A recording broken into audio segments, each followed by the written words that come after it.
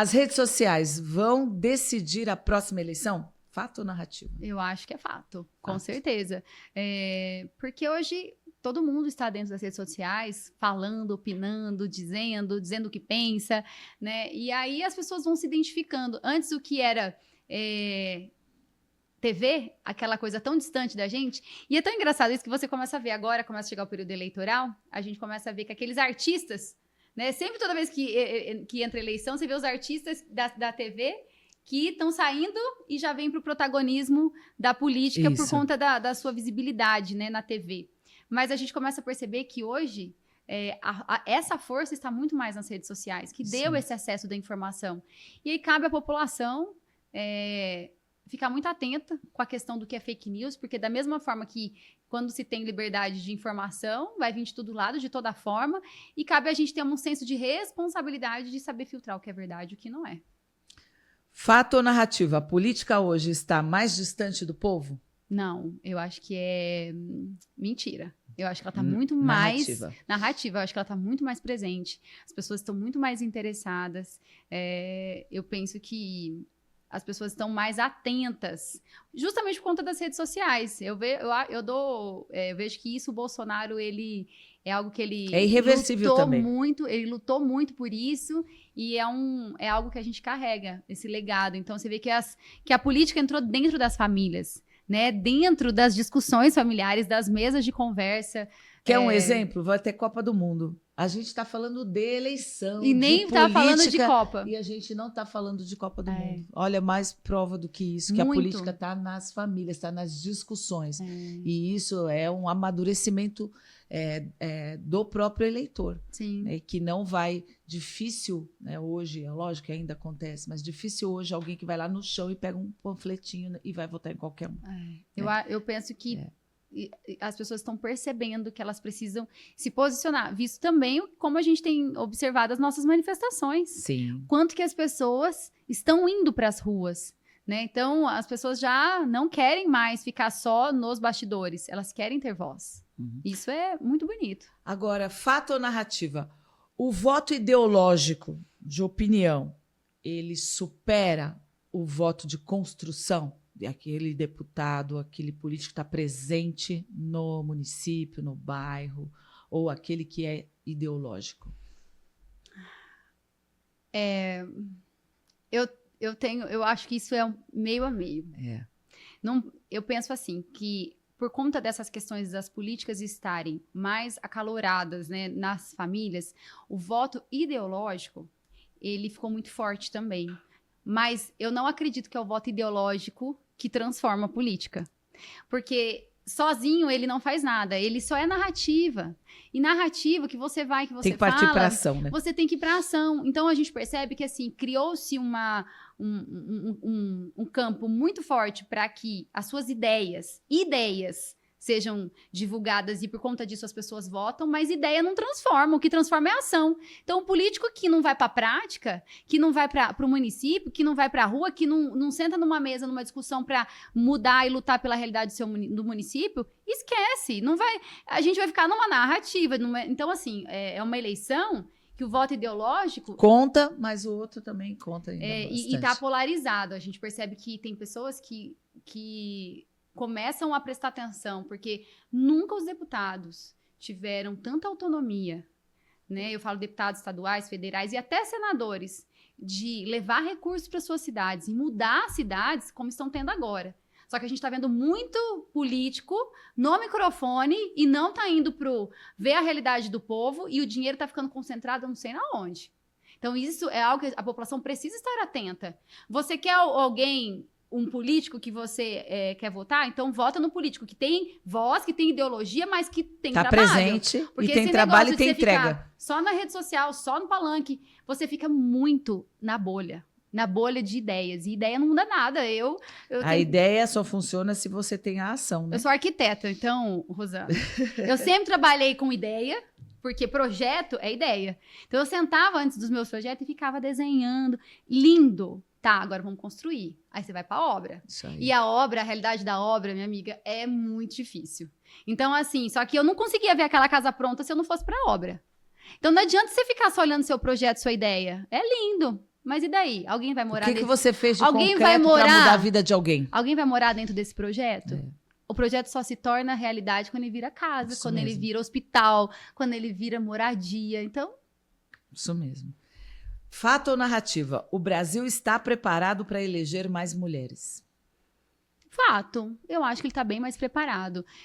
Eu vejo de uma forma muito assim, o quanto que as mulheres têm se atraído por nós, mulheres, sabe? Eu percebo que antigamente a gente não tinha referência de mulheres na política. Quando você olhava para a política, eu lembro que quando eu era candidata, eu ficava caçando mulheres na política para eu tentar modelar. E não tinha. E hoje nós temos tantas mulheres brilhantes na política. A Michelle Bolsonaro é uma mulher que ela acendeu isso. Ela veio como uma grande luz, assim, no meio feminino, que até as mulheres de esquerda reconhecem. Eu nunca vou esquecer de uma coisa que aconteceu recente, faz 2 meses, que teve uma deputada do PSOL que chegou em mim e falou assim pra mim: Dani, não deixem calar a voz da Michelle Bolsonaro. Aquilo foi tão forte pra mim, eu fiquei assim, tão impactada. Ela falou: Dani, estão tentando calar a voz dela. Não deixem calar a voz dela. Eu fiquei muito emocionada com aquilo, porque o que para mim ficou forte? A voz da Michelle é uma voz que entrou no coração das mulheres. E não importa se é uma mulher de extrema esquerda, não importa se é uma mulher de esquerda. As mulheres, olha, eu fico arrepiada quando eu vejo aquela cena. Eu tive vontade de abraçar aquela deputada. É o reconhecimento. É um reconhecimento. Mesmo não sendo do mesmo campo ideológico. Não, é da um extrema. reconhecimento. Quando a gente fala em PSOL, a gente tá falando da extrema esquerda. De uma esquerda que é intolerante para te ouvir. Porque uma coisa é uma centro-esquerda, ou centro-esquerda, outra coisa é esquerda, outra coisa é extrema esquerda. O extremo não quer te ouvir. E quando ela falou aquilo pra mim, Dani, não deixem calar a voz da Michelle. Pra mim foi algo assim, a Michelle se tornou uma voz no Brasil que representa. Ela trouxe esperança de que a mulher pode falar. E se alguém tentar calar a voz dela, que é tão forte, todas nós vamos morrer um pouco junto. Até as da esquerda. Então, assim, aquilo pra mim foi algo que ficou muito marcado no meu coração. E é impressionante o trabalho que a Michelle fez no Brasil de levar a política e a leveza da política e, ao mesmo tempo, conseguir mostrar firmeza, coragem e fé. Eu acompanhei a Michelle em alguns estados e eu fiquei impressionada. Realmente, essa mulher é uma referência do que é a boa política, de mudar todo esse contexto que a mulher pensa de o que é ser político, né? A mulher tem essa, não, o ambiente é hostil, não devemos ela. Não, a mulher sabe de política, sim. Isso a gente deve a Michelle Bolsonaro. Eu acho Hoje, que quando a gente fala em Michelle Bolsonaro, a gente lembra da mulher na política presente, atuante, sem deixar a sua feminilidade de lado. É porque a Michelle, ela conseguiu... ela vive em unidade com o Bolsonaro, é esposa. Então, assim, um casal que ele está em unidade, cada um ocupa seu papel. E o casal que entende isso, consegue, cada um dentro do seu lugar, ter o seu papel. E o que eu vejo da Michelle? A Michelle é a figura daquela mãe que a gente está acostumada a ver em casa, mas que, ao mesmo tempo, quando ela se posiciona, ela, como uma mulher que ela precisa ter voz e que precisa defender o que ela acredita, ela é exatamente aquela mãe que vai pro microfone falar.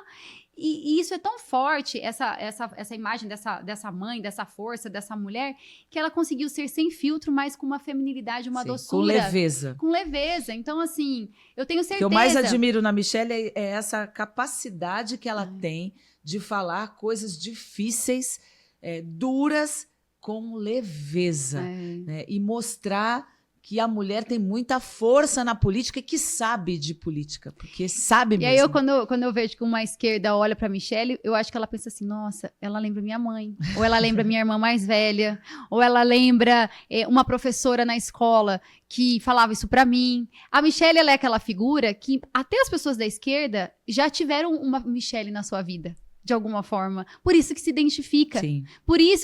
Porque por mais que a esquerda tenha as suas filosofias, mas a gente não pode fugir dessa coisa da família, da figura da família, ou do cuidado de alguém que em algum momento tá se posicionando como a Michelle, e isso está presente no inconsciente das pessoas. Nós falamos tanto que eu não sei se deu tempo de fazer todos os quadros aqui, mas tem um quadro que eu acho bacana a gente até encerrar com ele, que é Bate-Papo com a Direita, né? Que a gente colheu aí perguntas das pessoas nos nossos podcasts, o que elas gostariam de saber, coisas mais amenas e até pessoais, assim, para saber como é que é uma mulher na política, como lida com diversas situações e problemas de casa, como você falou, casa, é o trabalho, é a filha, é ligar quando está prestes a começar a sessão. Filha, fez a lição de casa? Né? Quantas vezes fiz isso também. Então, vamos fazer umas perguntinhas agora que surgiram desses comentários dos nossos podcasts. Uma pergunta que muita gente faz é: como você lida com ataques na internet? Eu não vejo e eu bloqueio. Porque pra mim, assim, eu não interessa. Eu bloqueio, eu não vejo, eu não absorvo. Atacou, tá bloqueado. Porque, assim, uma coisa é uma opinião, uma crítica construtiva que me leva a pensar. Mas outra coisa é aqueles ataques. E eu sempre falo isso pra minha equipe. Eu falo assim, gente, a gente tem que aprender a nós pautarmos o que nós queremos. Porque se a gente se deixar ser pautado por críticas, não vai pra lugar nenhum. Isso eu aprendi com a minha mãe. Quando a minha mãe, meu pai foi eleito prefeito no primeiro mandato dele, eu lembro que ele virou notícia em tudo quanto é jornal. Naquela época, os jornais vinham em casa. Revista, você assinava jornal, a revista, então vinha na sua casa. E aí eu lembro que um dia ela pegou, olhou aqueles jornais, foi e falou assim, a partir de hoje, ela ligou para cancelar todas as assinaturas, ninguém mais vê jornal, ninguém mais vê notícia. E aí trouxe uma paz de espírito, porque a gente é muito motivado pelo que a gente vê, o que a gente absorve, o que a gente sente. E assim, a gente não pode se permitir que uma outra pessoa que não está vivendo a sua realidade, que não é a sua equipe, te atacar de uma forma de uma verdade que ele não conhece. Então, assim, ataques que não são críticas construtivas, eu bloqueio. Isso aí. Então, se vier... Também faço o mesmo. Antes eu chorava. Não, ai, como é que pode nem ter falado sofro. Isso? Agora também eu abstraio. Outra pergunta que surgiu desse bate-papo aí na internet. Qual a primeira coisa que você faria se você fosse presidente do Brasil? Oh, meu Deus. Eu não falei rápido para ela não ter tempo nem de pensar. Oh, meu Deus, hoje a gente vinha conversando, né? Se eu fosse presidente do Brasil, eu ia trabalhar nas extremidades dos lugares mais necessitados e trabalhar para desenvolver mesmo os interiores. Eu acho que o Brasil ele é muito concentrado, tem lugares, ele é um país muito grande, assim como o nosso estado de São Paulo, mas nós temos lugares e extremidades que precisam, de fato, de um olhar para levar desenvolvimento. A gente precisa descentralizar o poder do Brasil. Então, eu ia para políticas práticas, para mudar mesmo a mentalidade e a vida das pessoas. Ótimo. Dani, acho que ela falou que já estou acabando o meu tempo. Não deu tempo de fazer todos os quadros, mas a gente vai ter nessa temporada do Mulher Pode muita novidade. Te agradeço por me ajudar aí a estrear esses quadros todos que a gente falou, para dar mais dinamismo às nossas conversas. Espero que você tenha gostado do nosso bate-papo, Dani. Foi uma benção, muito gostoso. Passou tão rápido que a gente nem sente, né? E que Deus possa continuar iluminando você, te dando força, o Espírito Santo guiando o seu espírito, né? Vai dar tudo certo. Já deu tudo certo. É só a gente ter resiliência de passar esse momento. Mas eu acho que a gente está numa caminhada de construção. Eu só vejo coisas boas para nossas vidas, para o nosso país. Faz parte uma transição, essa né? transição, mas a gente está aqui não é para ficar se lamentando, exatamente. É para fazer diferente. É para arregaçar as mangas e a Dani faz isso como ninguém também. Tenho acompanhado você, o seu trabalho, você consegue essa balança, né? Consegue manter essa coerência de ter uma atuação na Assembleia e de estar presente, ou seja, é a arquiteta que faz o projeto e vai para a obra. E que vai para a obra também. Obrigada, beijo para você, um prazer conversar com você no nosso bate-papo aqui do Mulher Pode. Obrigada. Tá?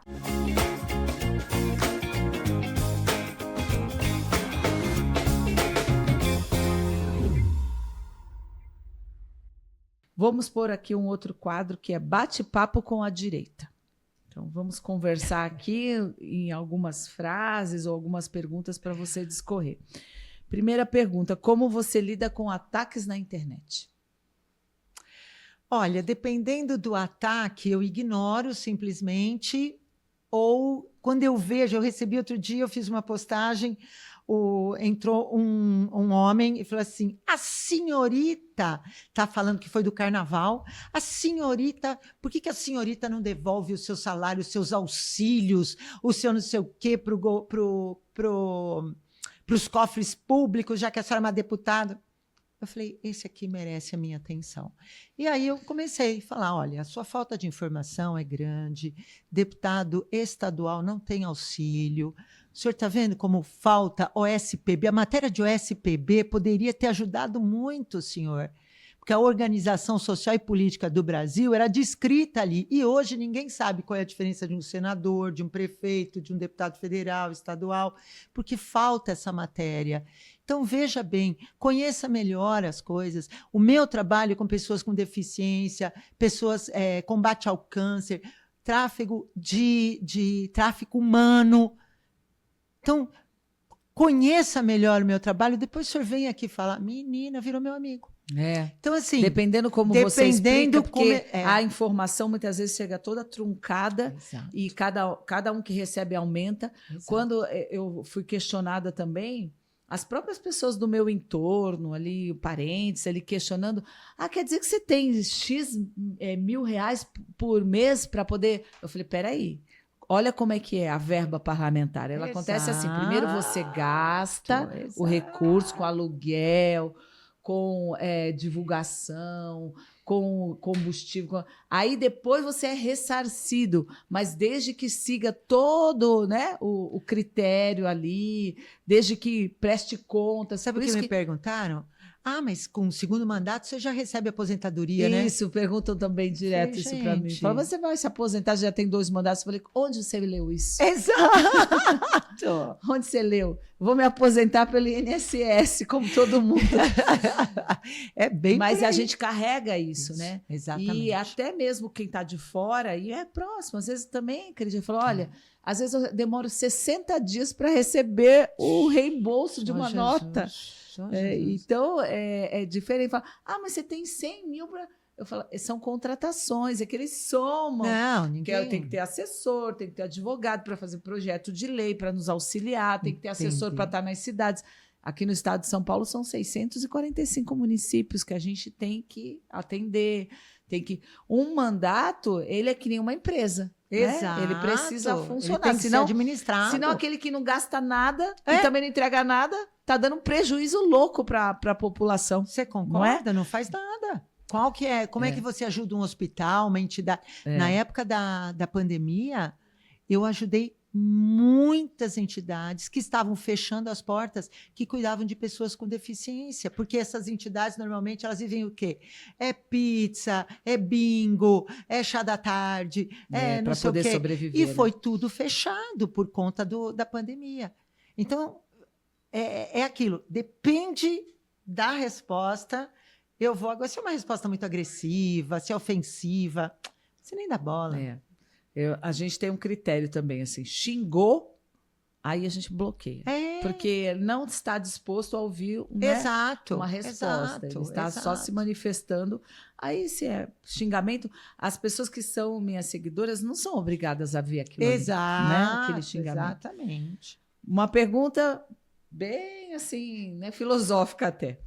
Qual a primeira coisa que você faria caso fosse eleita presidente da República?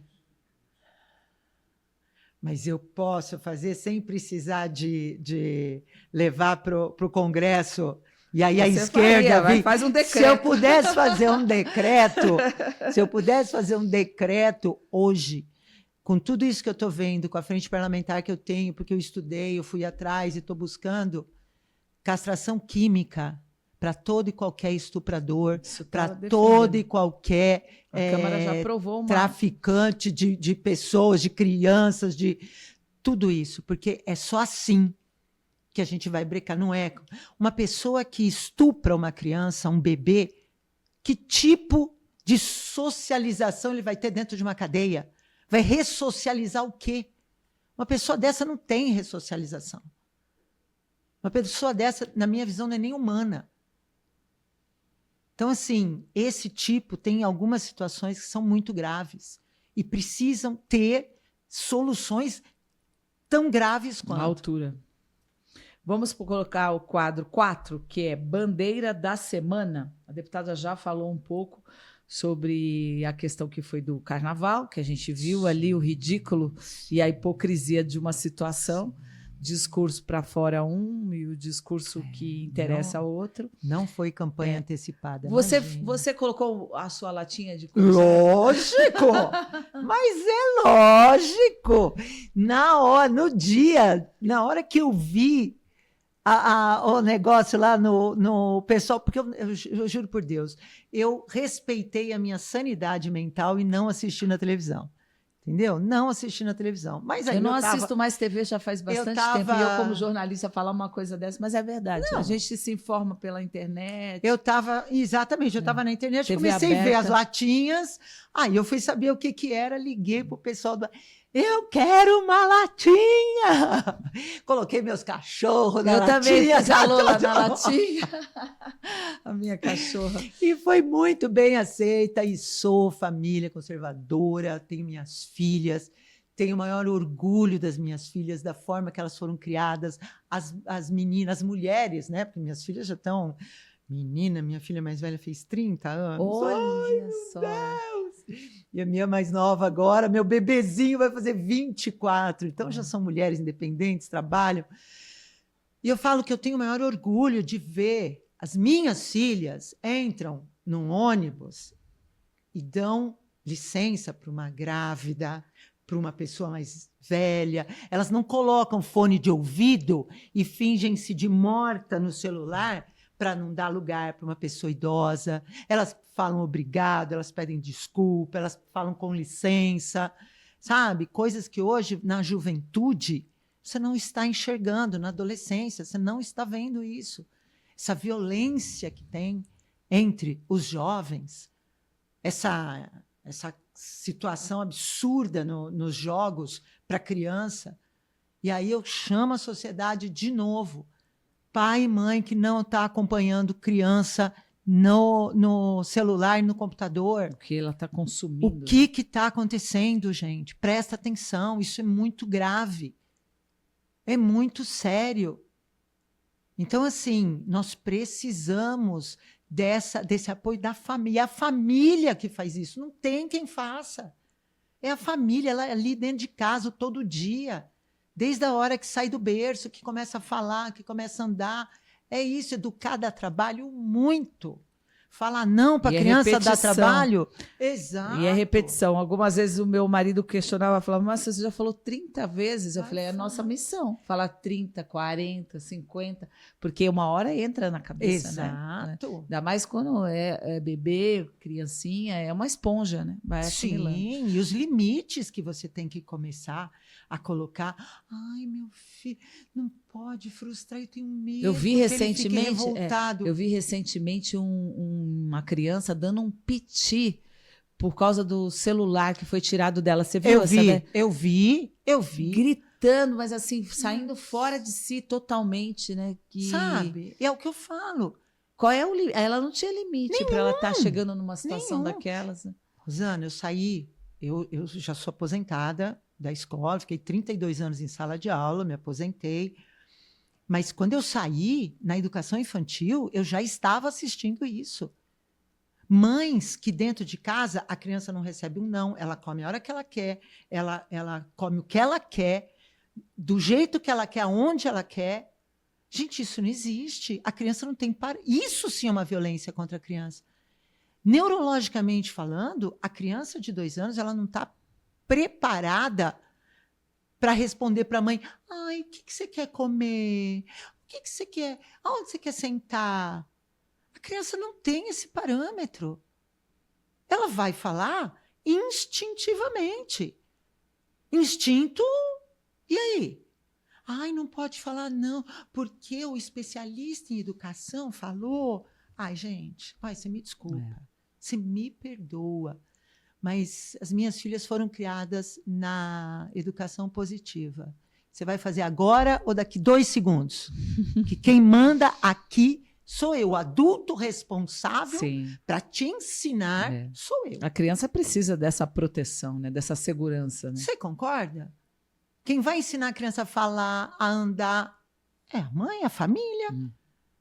E para ela começar a ter esse parâmetro, ela precisa de adultos responsáveis ao lado Se não dela. acontece o que aconteceu, agora voltando a falar de adolescente, do cachorro orelha. Do cachorro. Essa crueldade que aconteceu. Eu sou autora de um projeto que inclui no ECA a internação, que é o mínimo, né, que pode acontecer com um adolescente, porque eu me lembro que eu vi uma entrevista de um juiz que falava que não estava previsto no ECA nenhum tipo de punição para quem maltrata Agora, animal. é engraçado, né?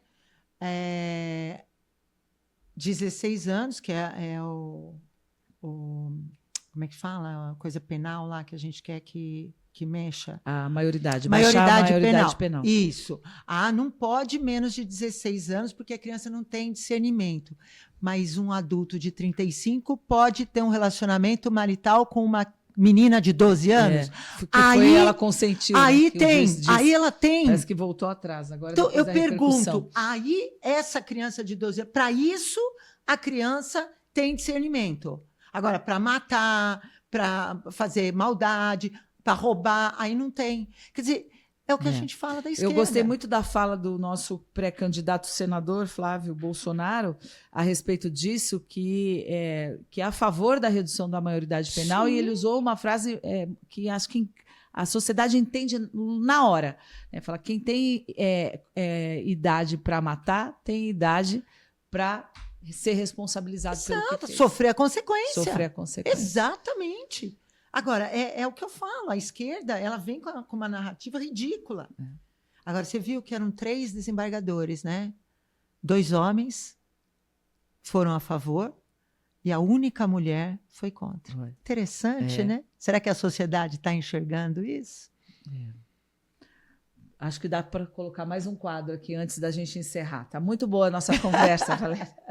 O quadro é Mito ou Verdade sobre você. Agora é sobre você. Ai, meu Deus. Vamos lá, já está o quadro aqui, passando a bandeira da semana para esse outro aqui, que é Mito ou Verdade sobre você. Então, vou começar aqui. Primeira pergunta para Valéria Bolsonaro.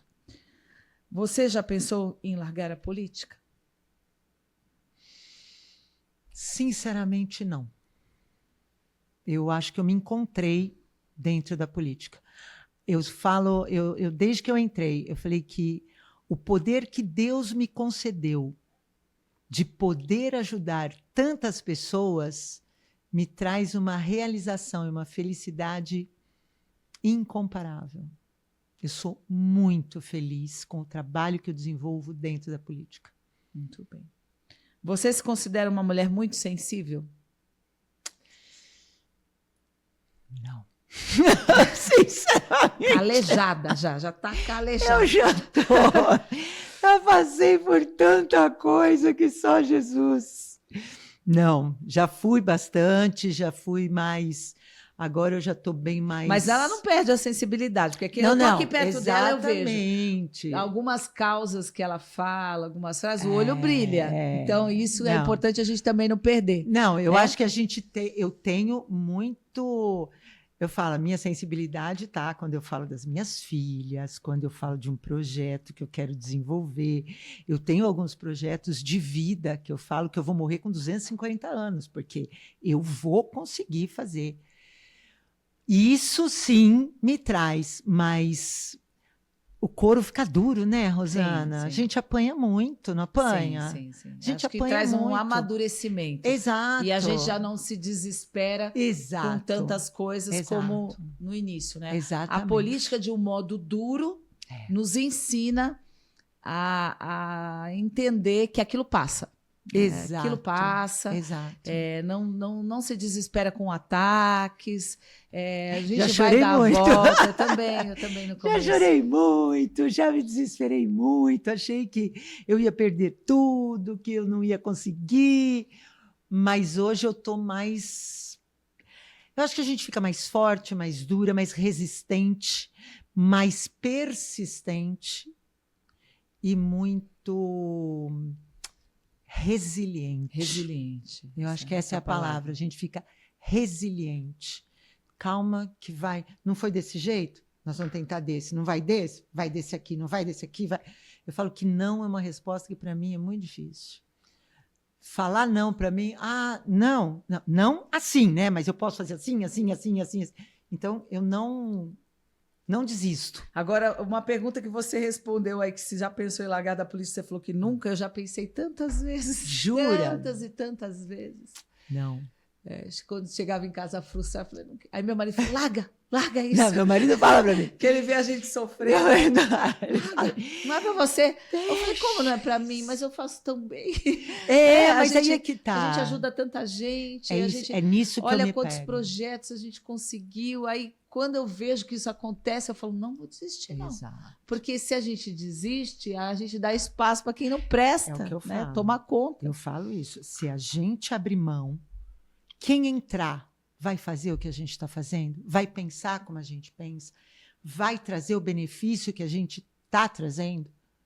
Então, eu não posso abrir mão. Eu tenho que permanecer, porque eu estou fazendo bem, eu estou contribuindo, eu estou fazendo o bem para muitas pessoas. Então, isso, e na secretaria também, o feedback... Olha quantas mulheres foram alcançadas. O feedback que a gente tem é assim, fantástico de você ver as mulheres vindo te agradecer. Eu tive uma senhora de 70 e poucos anos, não lembro nem em que cidade, que ela virou para mim e falou assim, eu nunca fiz uma mamografia. Ai, obrigado que você trouxe aqui. Então, assim, você vai desistir? Jamais. Isso mesmo. Olha, eu gostei muito do bate-papo. Bom astral demais. lá em cima. Posicionada, forte e inspiração para muitas mulheres que estão nos assistindo. Nossa. Obrigada pela conversa. Já teve um podcast que a Valéria contou a história dela. Esse aqui a gente já subiu de nível. Agora é para discutir o que as pessoas normalmente não falam das mulheres na política. Que você tenha sucesso aí na sua caminhada, para todos nós. Que 2026 seja um ano de mudança. Amém. Se Deus quiser, que a gente tome de volta os rumos do nosso país. Toda certeza. Caminho do desenvolvimento, de tudo que a gente acredita que é o melhor para o Brasil e para os brasileiros e para as nossas mulheres. Amém. Tá assim bom? seja para todas nós. Um beijo. Tchau. Obrigada. Obrigada.